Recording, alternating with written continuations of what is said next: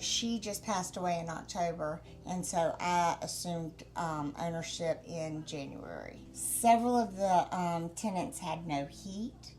This was in January when we took over. Had no heat, no hot water, roach infestations like you would never believe. This one family out there that had 4 children, and the house had no flooring. It just had subfloor.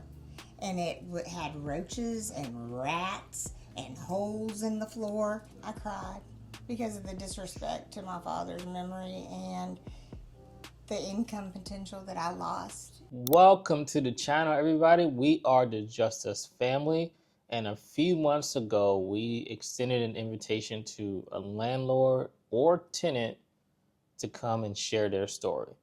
So we have someone who says, okay, I'll take you up on the offer. You're welcome to come out here and see how we are managing our properties. This is a story. It's a very profound story. It's a story about courage, strength, tenacity, and everything. Because as you will see in this first part is the interview of how she and her family, her children, were absolutely robbed by her stepmom because of jealousy, hatred,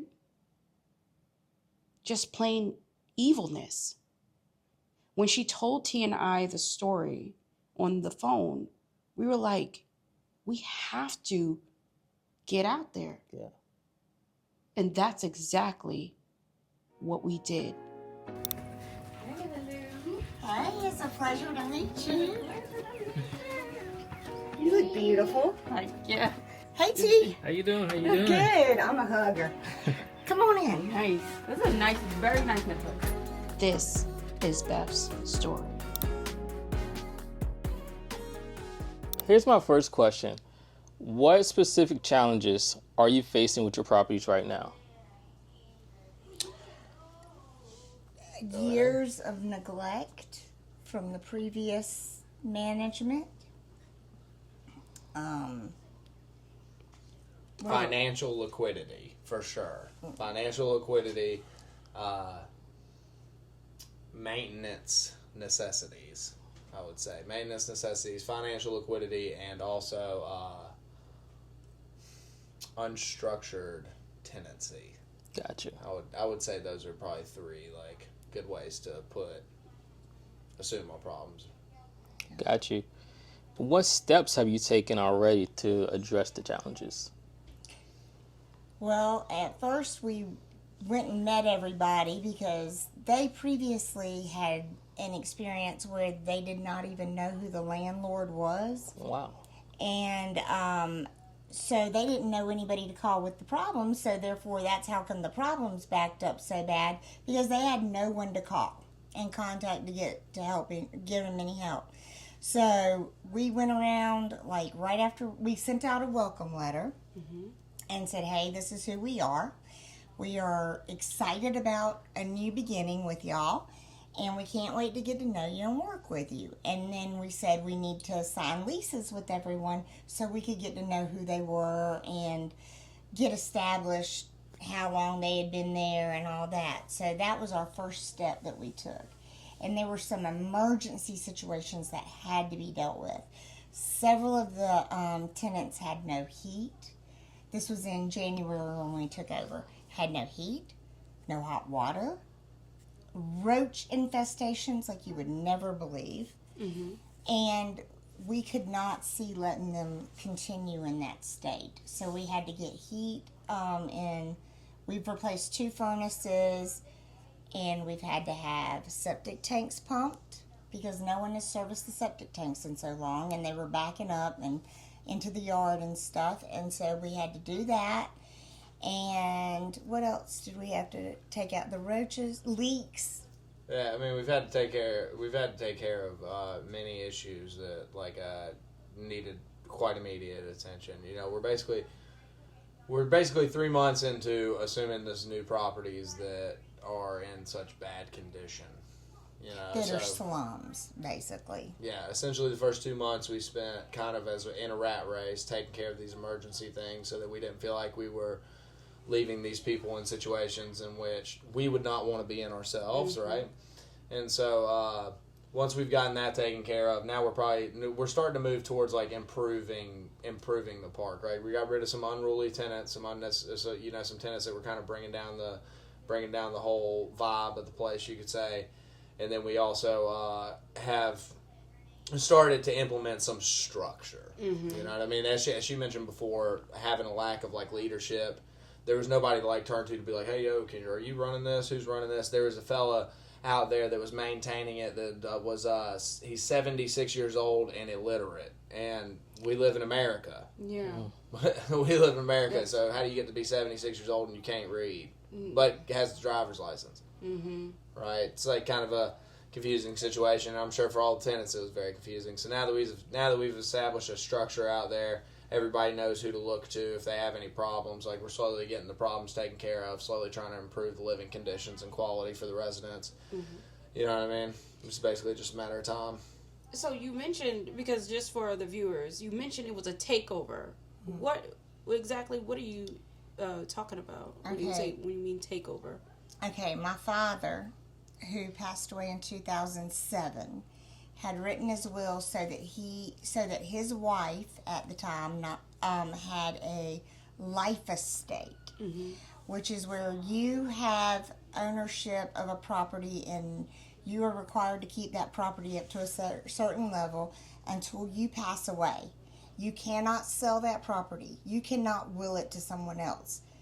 There's a remainder man, mm-hmm. which is what I was, that gets the property when their life estate person dies. And so she just passed away in October, and so I assumed ownership in January.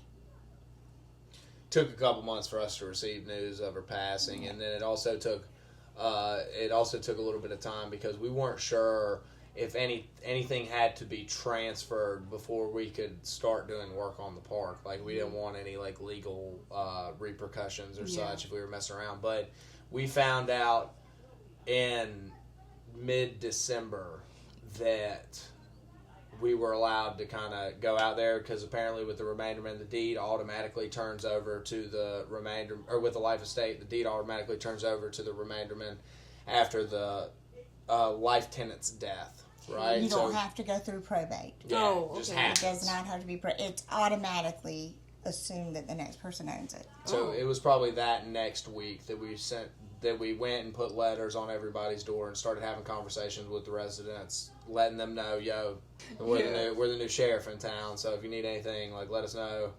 And we also got, some of the testimony of the like state of the park, mm-hmm. the State of the Union, in a sense. It was kind of a mess. So because we forgot to mention that I was in a lawsuit with the woman that my dad's wife for 7 years when she passed away. We had been in this lawsuit for 7 years over wasting, which is a legal term, which means that the person who had the life estate cannot let the value of the property degrade below the level it was when the person who willed it to us died. Mm-hmm. So she was supposed to maintain that place at the level it was when my father died. She did not do that. So I found out about that partly after about 15 years, and I started a lawsuit against her for that. And so we were in this lawsuit when she passed away. Mm. And everything. And since it was already that type of property, everything just deeded right over to you. Yeah. Right. Wow. But I wasn't going to just take the property, because I feel like since she let that happen and degrade the property so much, that I should be entitled to a refund. Like, she needed to give me back what I was owed, Yeah. Like, there were 9 mobile homes mm-hmm. on the park that my father that were being rented when my father died at the top dollar for the time. Mm-hmm. and she let them fall into such a state of disrepair that only 3 could be rented out of that 9 trailer, out of those 9 mobile homes. Only 3 were where you could live in them and rent them. Of course, I don't know if it's called living in it when you have no heat, no hot water, and an infestation of German roaches. Exactly. I don't know if that's livable. I mean, maybe for some people, but not for me. So I couldn't let my tenants live like that anymore. Yeah. And we're definitely going to go out there and definitely see this, what Beth and Dakota are talking about. So stay tuned for that. Before we move on, they dropped so much gems just now, like the term wasting that you just mentioned. Not everybody heard of that term wasting. Yeah, I haven't. Sending the welcome letters out to the tenants. A lot of landlords don't do that. They're just absent. So you guys dropped a lot of valuable information just now with that. So I just wanted to throw that out there. We appreciate that. Thank you. They're going to definitely appreciate that because, wow. Especially in the event of a takeover, like the way you guys did it and just like didn't come in as total, jerks. Like you did say, hey. Because they could have done new. nothing, Yeah, they like could've done the nothing and typical just landlord. continued, But like- Could have just left it at the there's a lot of slumlords out there, unfortunately. Or we could have done what I was going to be accused of doing and sell it. That's what I was told. Everybody was told I was going to do, was just sell it, and they were either going to do a parking lot out of it or something else. And so all those people were scared to death when we took over. They didn't know what to expect. And some of those people have been living out there since my father was alive. There's one lady who's been out there since 1997. Ooh. That's a long time. Oh, that is a long time. And there are several of them that have been there since at least 10 years. So some of them longer than that. So it's Some have been crazy. there since 2000. You know what Yeah. I'm saying? Long Almost time. 30 years. And you ask them, what is it like compared to how it was when my father was alive? Oh my gosh, it's a whole nother ball of wax. Like, he never let things go down by the wayside like that. If something broke, he fixed it right away. If there was a pothole, he would go and fill it right away. Not anymore. Y'all saw the road. Wait till y'all see the road. So when you acquired all of these properties, when it got turned over to you, what was your first initial reaction? Because you said your father kept those properties up. Mm-hmm. What was your initial reaction when you walked into this horrible I cried. situation? I mean, you guys inherited a mess. I cried. I cried because of the disrespect to my father's memory and the income potential that I lost because of spite, It's crazy. And the fact that she could have been making that money that whole time and didn't because out of spite, because she didn't want me to have any value. And I just cried. And then when I went into the tenants' apartments and saw the roaches and the no heat and probably one of the coldest winters we've had in a very long time, and no hot water and leaking roofs and cracks in the bathtub where you had to straddle a crack to take a shower. Oh my goodness. I mean, when I saw that, I just started crying, and the tenants were like, what's going on? I'm like, I can't believe you guys are living like that. This is a crime. Like, it is a crime. You cannot let your tenants go without heat in South Carolina. And these winters are brutal. They had people without heat and hot water. Yeah. I mean, like, no hot water. Like, what year is it? They didn't get violations. They didn't call anybody. No like one the knew state. who to call. Nobody knew who owned it. Nobody knew who was supposed to be managing. That is crazy. Like And that plus- is crazy. Yes. Plus, you know what I mean? Like, the types of people that are going to take advantage of such low rents. You know what I'm saying? And say to themselves, like, it's worth it for me to put up with these problems if I only have to pay, like, if I own my own trailer, it's $200 a month, or if I don't own a trailer and I'm getting to rent one for $500 a month in 2025. You know what I mean? I'm sure there's a lot of folks who would live in squalor, regardless. you know? Regardless, because of the low, how low it was. Yes. Certainly. Yes. That's horrible. And it's sad that people can manage to live like that. Like, we had this one family out there that had 4 children, and the house had no flooring. It just had subfloor. and it had roaches and rats and holes in the floor, and it was just appalling. I could not let those people live in that house. I couldn't allow it. Money is not everything. I'm curious on this because a lot of times when things go wrong, the first thing landlords should do is, I'm selling. Like, what made you decide, you know what, let's fix up these properties. Let's get them the water. Let's get them the heat instead of just throwing it off. Yeah, that's a really good question. Because it will be the first thing. That's a lot of things. Yeah, there's definitely several factors that play into that. One is that, there's like the sense of like family pride. Right. You know what I mean? Like you'll see a family business that's been open for like 40 or 50 years in like a downtown area or something, in like a pizza shop or like some kind of insurance company or something. So our family's been taking care of these properties for my entire life, most of her entire life also. So it's like the sense of pride that comes with like running the family business. You know what I mean? Instead of just selling it. That's probably the biggest one. Two is that, like, I mean, obviously working for yourself is like a much more attractive situation than like having to be under somebody else and like be an employee for the rest of your life. And then I would say probably the third thing is that like Another gym.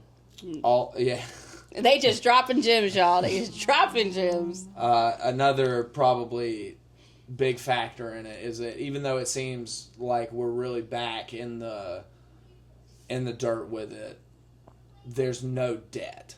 So it's not like we acquired like $1 million in debt and we've got to come off of so many hundreds of thousands to like get back on top. Like at least we got it and it's like paid for. You know, our people like took care of that. So it's like at least all the money coming out now is all reinvestment money. We're not like trying to keep up with a mortgage and like not have to worry about losing the places, which is probably at least a very strong like bedrock for not wanting to sell it. Yeah. Because like why? Yeah, because you own it outright. Exactly. And then like what happens when we sell it to one of these, you know, America's land is being eaten up by corporations and like corporate landowners, and so like what happens when they buy that property? They bulldoze it, they build a couple of like really shitty houses on it. Sorry if that's really bad houses on it, and then those houses, you know, aren't worth very much, and then people are also getting exploited in that regard. Exactly. So it's like, you know, I'm not gonna make it like virtue, you know, make myself seem self-righteous or something, but I feel like we do a better job at taking care of residents than somebody like that, some corporate. It's a more personable experience with the tenant. And that's real key. That's something I think so many people just don't understand. Or appreciate from landlords. These big corporations just going to come buy it, and they're going to do the same thing. They're going to rent it out to you, but they're going to rent it out a lot higher on top of that. And there's going to be more restrictions and less personable, you know. And not as attentive. Yeah, not as attentive. You guys really, at that point, will become a number. Yeah, exactly. That's exactly what it is. You don't pay your rent, okay, off to the next one. Just fill it with a new tenant. Person, yeah. Exactly. And like Dakota said, these new builds are trash. Good. They're trash. They're building it way too quickly. I don't know how it is here in South Carolina, but I know in Florida, they just D.R. Horton. They're the one that were. We're gonna allegedly. In fact, the real estate agent I know said that he owned 20 acres across the street from one of my properties, and he just sold it to D.R. Horton. He did not tell me the amount of money he sold it for.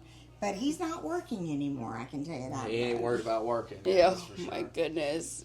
And we're so blessed because it's a developing area. So much is growing up around it, which is going to increase the property value so much. Yeah, it really is. But I know we talk about this selling, and I know you guys are going to hold. Was there a part of it, especially when you came upon all of that, was there we gotta sell this? At times I've said that. And there's also, you know, obviously with it being, you know, us assuming two different properties, there's also been like the toss-up of like, well, what if we do get rid of one to have the funds to get ready for another one? You know, that's definitely been a debate that we've had with each other. It's like whether or not it'd be worth it to sell like one property, get a little bit of cash, Mm-hmm. you know what I mean, be fine, and then just take care of the other one, and then maybe down the road buy more stuff. But it's like, man, like if we can stomach it and we can last and nobody's going to be living on the street, you know what I mean, might as well take care of it because the potential is just so great. Yeah. You know, and also like everybody, if we're all being honest with each other, like everybody wants to set up their family for future things. So like if you want to build generational wealth, like real estate and property is like one of the most intelligent ways to do so. Yeah, and because property value's never going to decrease. It's not going to decrease to where you're going to lose money on a house usually, you know, unless something crazy happens. But pretty much the property value is going to go up, especially in a developing area like that. Yeah. Yeah. And especially nowadays with everything increasing, you definitely setting up opportunity and avenue for your children just to be able to thrive when you do move on. Exactly. Oh, we love that. Generational wealth. So We're for all everybody about that's that. just out there, sell. Here's proof right here about it. Like, listen to what they're telling you. Like, it's Also, the way I look at it a lot of times too, when we've talked about selling stuff, is okay. Say I sold the fourplex that we just inherited. Say I sold it for $200,000. Well, the government's going to take a large percentage of that, right. and then that'll leave like let's say maybe $150,000. Right now, the rents there are like $2,000 is all the rent that we're collecting on that place. I mean, how long is that going to last me? That's like 9 years of rent maybe. And then what? Then the money's gone. But if I kept it and maintained it, then I can have rent forever.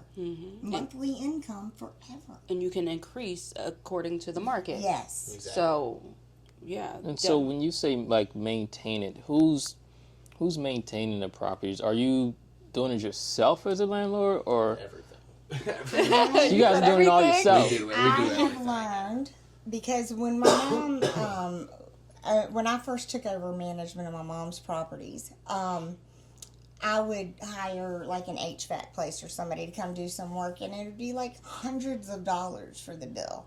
And I got so sick of paying those large bills, and I thought, there's got to be a way I can learn how to do this. And so I used YouTube and watched videos. And now I can do plumbing, electrical, sheetrock, HVAC. I mean, it's so Nice. awesome. The free education you get and the thousands of dollars I've saved. I can't tell you how much money it's been.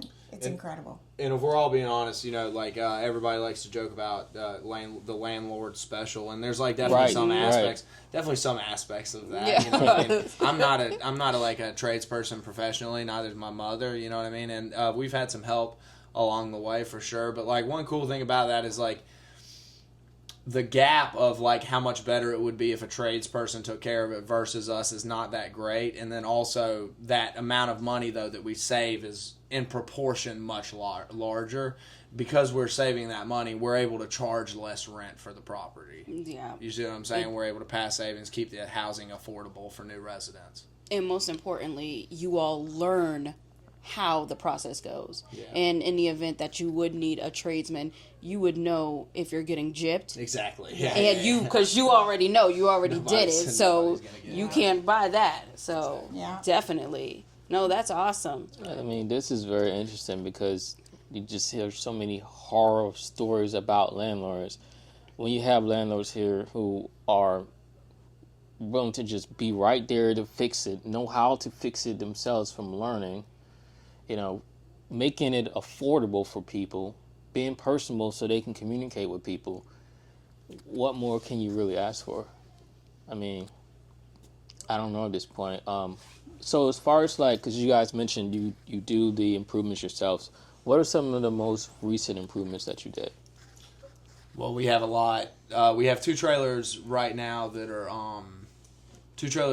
in one park that are not rented, right? One guy just recently moved out. One's been empty for quite a while. One, we've had to do a complete remodel over. So we had to take the flooring out, subflooring. most of the drywall. We've had to fix a lot of the subflooring. We've had to replace toilets, replace sinks. Plumbing. We replaced a water heater. We've replaced a air conditioning unit. And that's in one trailer. And then in the other trailer, one that we just acquired a couple years ago, we had a tenant move out of, and I went to do an inspection on it and discovered that like one wall was rotting completely. So I had to reframe and rebuild the wall. And then we discovered that another part of the wall was rotting, and this is going to be kind of technical speak for, the layman, but in the way trailers are built, they're not supported on the ground by a plate and the walls come up. They're supported by the chassis that's underneath them so that they can ride. And so you have floor joists, the boards that hold the subflooring up, and they support a lot of the weight. Those run into a board called a rim joist, like this, right? And that rim joist is kind of like a square around the house, kind of like holds everything together, essentially supports a lot of the weight from the walls. And the rim joist from the door to the middle of that side of the trailer was completely rotted out, and that wall was also completely rotted out. So we just recently had to go under there with a car jack and a post and level out the floor, and then replace the rim joist and replace some of the joists underneath the floor, and then replace the wall on top of it, reframe the window and all that. And now we have a deck and such to reframe in that one too. So a lot of work in that regard. Yeah. You learn too when you do things like that yourself how simple things can be. The elegance of the simplicity of it. Like before we took the wall apart, I didn't know that mobile homes only had like the 2x4s, a little bit of insulation, and the walls, and the wall and the aluminum on the outside. I didn't know that's all there was to it. And so it wasn't until we took it apart and I was like, oh, okay, this is how this works. And you realize it's simple to do these repairs yourself. You know? Yeah. You learn how to do these things, and it makes things so much easier on you as a landlord. And you get to take that money that you've saved from not hiring someone that's going to try to rob you, basically, for a repair, and you reinvest it into your property, and then you get more money. And you don't have to be a slumlord and, like, leave them in a... I mean, just because I'm a landlord fixing things and I learn it off YouTube doesn't mean that I don't know how to do it or that it's going to break, you know? I did have one tenant that was very angry with me because I learned how to fix things off of YouTube and didn't hire people to come in. She was so mad about that. I don't know if it was me saving the money or what, but she really said some things about that when we had to go to court when I had to evict her. Maybe she was just mad because she got evicted. I think it's the idea of, oh, well, this person has to be a quote-unquote professional. But what makes a person a professional? You know, doing something makes you a professional. Yeah, exactly. Like the experience makes you a professional. So Yes. I love the fact that you guys are doing this, number one, to save on your budget, the reinvestment back into the property, but not only, you're reinvesting back into your tenants by giving them the opportunity to have lower rents, especially in this market. This is crazy talk. Most certainly. All that being said, though, there are times where you got to just pay the guy. Yeah. Right? Yeah. Like, we've had, like, sewer cleanup. We've got an apartment right now. We've had an apartment right now that's trash, you know what I mean, and has feces all over the floor and such. Like, that kind of situation, probably going to pay somebody to take care of that. But, you know, anything within the scope of reason, like, we'll definitely do it on our own and prefer to. No, that's good. You know, experience is the best thing.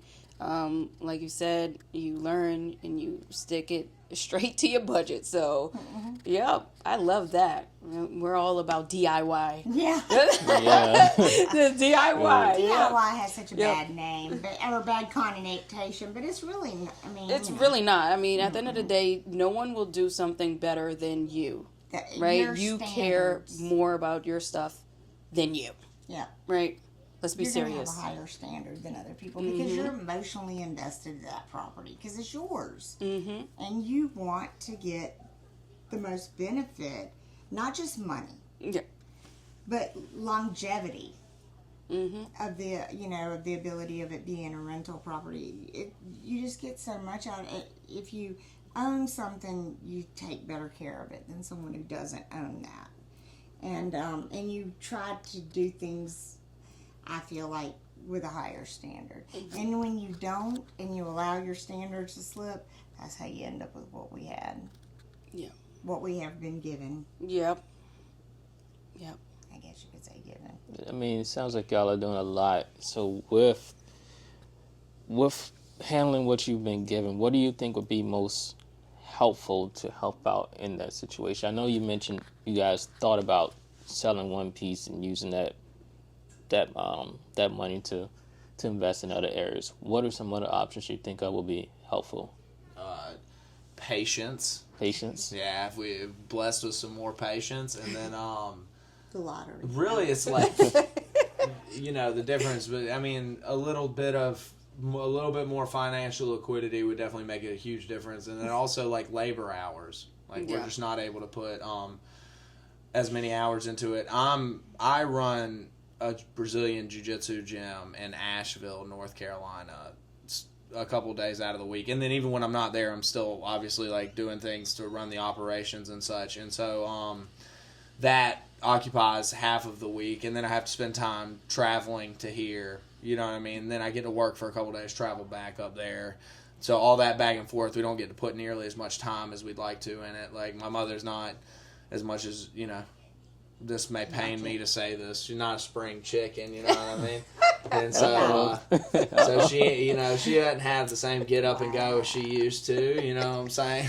So she can't, it's unreasonable to imagine that she would be able to put in that much time and such, How many days a week do I work? Well, it's unreasonable for you to expect that of yourself, is what I'm saying. And so the labor hours, I believe, is probably like the biggest thing that's getting in our way of getting things done.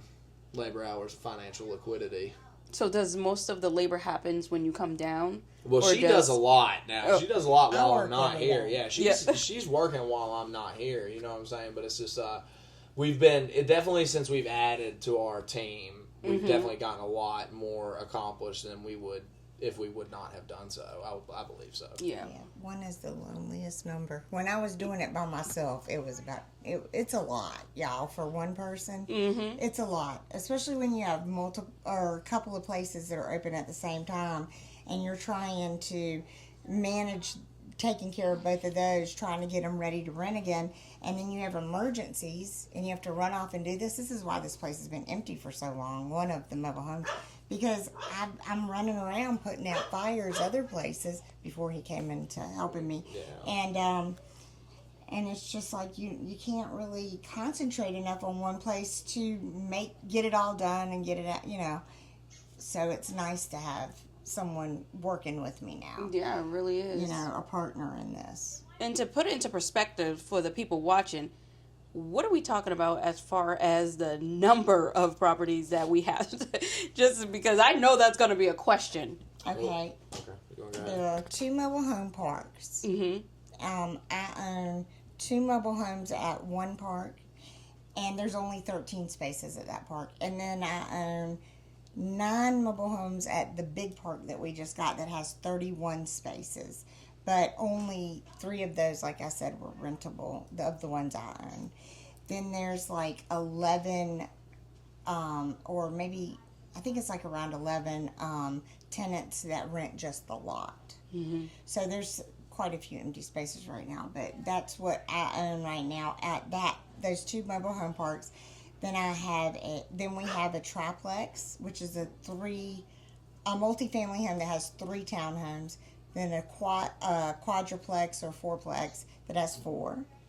And then there are 2 more townhomes we own individually. So that's it. Yeah. So, altogether, you're looking at like 31, 13, that's 44, right? 44, 44 plus 7, so that's 50. 51. 51, yeah, 51, and then so 53 units all day. And how many are you currently renovating at the same time? Oh, well, we're trying to keep our focus on one to get it one, but like we have, like she said, we have 9, probably 7 trailers in the big part that need a complete redo. So we're not looking at those yet. Yeah, we haven't even started that. And then we're in the little park. We have 1 trailer we're getting we're on the home stretch with. And then we have another trailer we still need some work done. Big expenses there. Yeah. We gotta a couple wait big for. ones we got to push off a little bit before we can get ready. And then we'll have another townhome coming open at the end of this month. But that one should be a quick turnaround time. You know, hopefully. Yes. It's a quick turnaround time. One thing you need to do if you are a landlord, I've learned this through experience, you must do inspections quarterly at the least. You need to do quarterly. Would you not agree? Yep. It's Definitely. totally Totally reasonable. Because you want to catch problems before they get too out of control. Because once they're past the point, it's no coming back until after you can get the people out of there and get it renovated again. And it's just incredible how far things can go. The mobile home we're working on right now, my last tenant lived there 7 years, but never called me for a single problem. And this is before I started doing inspections, but I never went out there. I was like, oh, great, this is great. He's not bothering me. Everything must be wonderful. Nope. When we got it back, all of the problems we've already gone over had already occurred. There were holes from leaks that had not been attended.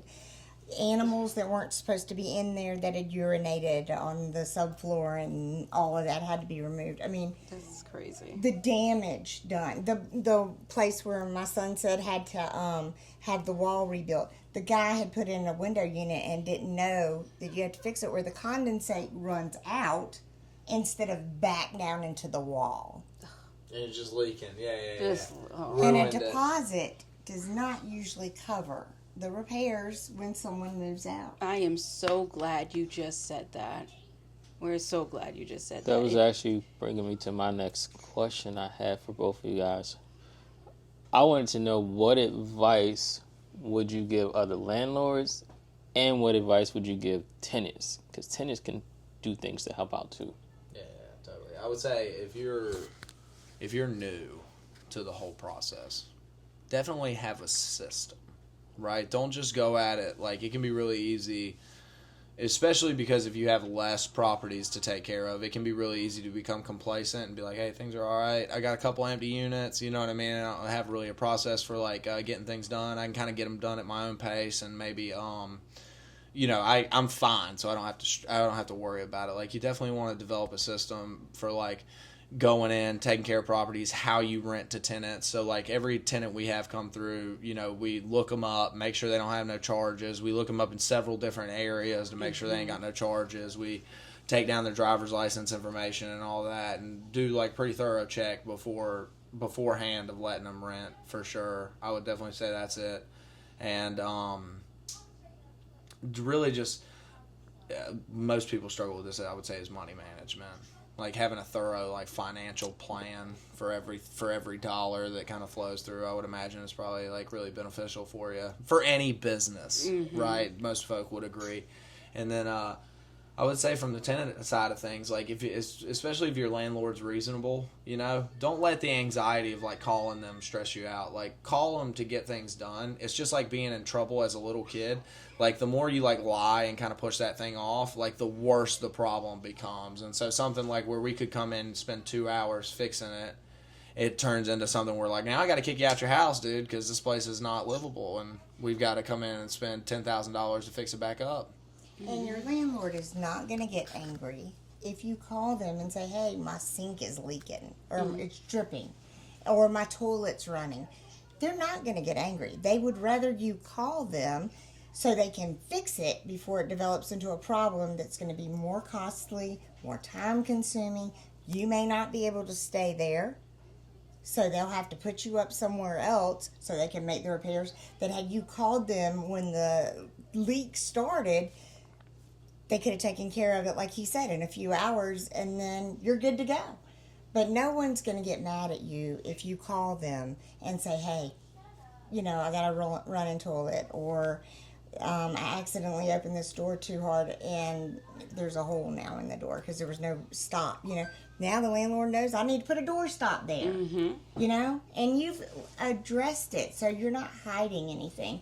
And for me, one of the most important things to me is when I have a tenant, a prospective tenant come and fill out an application, I tell them, do not lie to me on this application, because you may have something on your record that you're worried about me finding out about. If you're honest with me in the beginning, you say, hey, I was evicted a couple years ago. Tell me why. Maybe it wasn't your fault. Maybe you had a slumlord for a landlord who wouldn't fix the heat. You had bugs, they wouldn't address it. That's not your fault, but you might have gotten an eviction because you quit paying the rent because they weren't taking care of their business. That's not your fault. That's like, there are things that can be explained that I would be willing to give you a chance about, because all of us have skeletons. There's nobody that's a perfect tenant or a perfect landlord either. So you've got to keep the line of communication open with your landlord. And as a landlord, you must keep the communication open with your tenant and do those inspections. And that will make the landlord-tenant relationship go so much better if you're just honest with each other and communicate. I have a question before we get ready to close this out. And this has to do with success, because success can be defined in a number of different ways. Some people attach it to money. Some people attach it to their overall accomplishments that they made. But I'm going to ask the both of you, starting with you, Dakota. Okay. What makes a successful landlord? A successful landlord.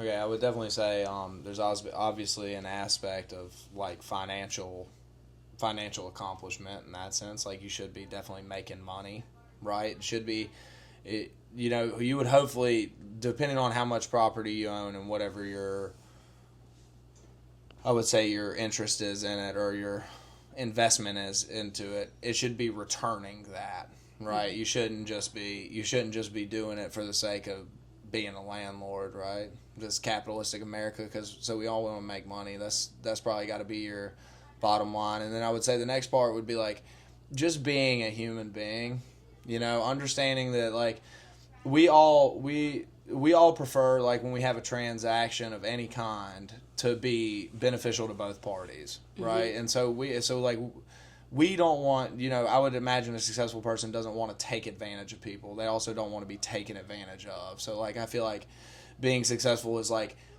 that transaction, both people are walking away from it saying like, man, I feel good. We're making our money, we're doing our thing, we're satisfied with your attitude towards things. And then the tenant or the resident is also feeling that way. Like, hey man, we feel like we like to live here, and we feel like you're a good person to like own the property that we live in. We don't resent you for being over the top of us like that, right? Because at the end of the day, it's just like, to me, it's just like any other monthly subscription. You're renting the house from us, right, every month so that you have a place to live. So we need to make it like worth the amount of money you're paying. And if it is, then we should both be happy at the end of the day, And so I feel like if everybody's happy, you're making money, everything's good, then you're pretty successful, But if you're like waking up miserable and like you're not making any money and like your tenants are miserable, like you're probably not doing so well. Yeah, I would say those are some pretty good metrics. It's definitely some good metrics to go by. Beth, what about you? For me, a successful landlord is someone who, like Dakota said, the tenants are happy, or like living there, and that they stay. If they pay their rent on time and they stay, you have longevity in your tenancies. I feel like if I wouldn't live in the house, then I'm not going to let my tenants live in that house. I want them to live in somewhere that I would live. I take pride in my properties and in the job that I do as a landlord, And so if they're happy, they're going to pay their rent on time. If you're coming when they call you to fix things, they're going to pay their rent on time and they're going to stay. And so for me, that's what makes me feel like a successful landlord. And if you really don't have to advertise in word of mouth. You know, if your tenants That is a move big one. on and tell other people, hey, I had a great experience with her as my landlord, that's a fantastic Yeah, that's definitely a fantastic mark of success. Exactly. We've just recently, we've acquired 2 tenants in the past couple months that, like, you know, since we've been in all this work, so deep in all this work, we obviously haven't been doing any advertising for spaces, right? No calling people back for anything. And we've gotten 2 brand new tenants in one park, you know, just off of the referrals, you know. That is definitely word of mouth. good. Yeah. Yeah. It's going, it does well when you do people well, you know. Exactly. What you got, Chuck? Oh, you want me to answer the question? You want me to answer that I want question? you to answer. Well, I agree. I agree with both sides. I do think financial wellness is definitely an aspect because, of course, you're not out here just having a shelter for people. That's not what this is. You definitely want to have a return on your investment because, contrary to popular belief, this is an investment, and this is how, when we retire in our old age, this is how we will receive our money. That's one side of it. Another side is definitely the people side. Just as both of you mentioned, when people are happy, you're overall happy. If your people are miserable, there's no way you can sleep at night. I just can't see people doing that. And the fact that people want to rent from you, I think that's like the ultimate success measure. Like where, like you said, you don't have to advertise. Same thing with T&I. People are, but like that house that we have, people are Just coming. like, so many people want the house right now in the condition that it's in just because they know how T&I are when we are landlords. So that is definitely an aspect, being personable, of course, the financial side of it, and most importantly, like you said, human. We're all human. Like, I don't know whatever happened to the days where people just couldn't say, hey, how you're doing and what's going on? Are you having a good day? Are you having a bad day? But you guys, we are all human at the end of the day. So that's definitely what makes you a successful landlord. And the fact that you still have your properties. Let's just state the obvious. Yeah. The fact that you still have your properties. I mean, you know how many people lose their properties in this situation that you guys are going through? You could have folded. The easy way out, the road of least resistance is sell. Yeah. Well, So, just taxes. I mean, taxes eat you alone. up. Taxes are going to be insane. Exactly. I mean, there's a lot that goes into home ownership. I mean, come on. Like, I mean, you guys heard the number of properties they have. I mean, you can only imagine the prices of the taxes and everything is, even if all the properties are paid off. Yeah. So, it's just the fact that these homes have been passed down from your parents. Yeah. You've held on to it. Now, your son. Like, this is like an amazing story. This is a success story. Yes, there are some challenges, but this is the ultimate success. So we love this. We love this. This is why we do what we do. We love the generational wealth story. Now, T, what about you? What makes a successful landlord? Everything you all just said, to be honest with you. There's no other way to put it. I mean, you started it off with such a high level of it, and then the high level just continued to maintain there, and it never dropped. So there's nothing really for me to even add to it, honestly. Yeah, that's what makes it. That's what makes a successful landlord. And everybody and anyone out there that just thinks it's all about the money, you guys are in for a rude awakening. We work hard. Yeah. And then meeting other landlords Yup. Yeah, it's fun. that you can share experience, strength, and hope with. And, you know, you can tell each other, like, I can call them and say, hey, I need help with this situation. I don't know what to do. And they can counsel me on things they have experience on.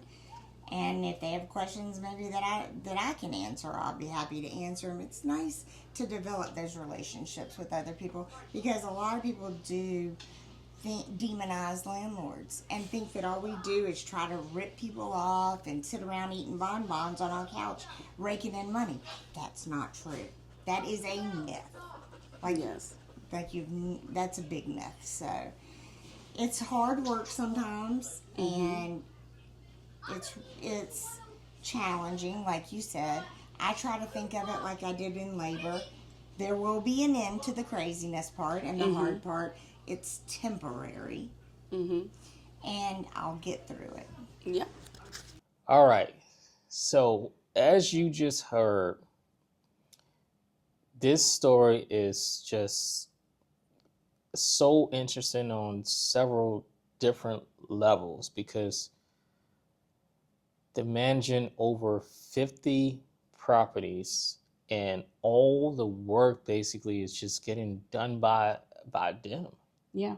They learn how to do it as they shared from just YouTube and just getting the hands on and doing it from experience. And we're going to show you some of the properties that they talked about. As mentioned, it's over 50 something properties that they're self managing, and that's huge because everybody always talks about, oh, just go get a property manager, and they're doing it themselves. And so, like I said, the things that they talk about, you know, the filth there and everything, you're going to get to see it. You're going to see it. Yeah. In the next video, we're going to do a full walkthrough of the property. We're going to see everything, real reaction, so you can understand what it's like. But the most important thing we want you all to take away from this story, this is someone that was doing this for her family to have that generational wealth. And her stepmom completely robbed them of that. Once you see the property and how much in despair it really is, you're going to understand what we're talking about. Thousands and thousands of dollars are being lost every month because these properties are just inhabitable. But most importantly, when Beth took it over, these are how the tenants were living. This is how the stepmom was having her tenants live, right? Yeah, and the big thing too is that this shows just the dedication that landlords put in to do what it takes for tenants. I mean, some landlords, like I said, they could have just said screw it and just kept collecting the money and did absolutely nothing, because the reality, there are a lot of slumlords out there. But again, like I said, this shows the dedication and hard work that some landlords put in to do what's right by tenants. And this is great because it's coming from a whole nother perspective. It's not just us talking about these things. And that's why we extended the invitation out to everyone out there months ago. And like I said, they took us up on the offer. Hey, come on down. And you know it was big when we just got in the car and we were like, let's go there. We drove there. Yeah. We literally drove over there. 10 hours just to get there. Yeah. We had to see it. Had to see it. So. Had to see it. And she, Beth and her son, they were so grateful for us coming out and highlighting their story.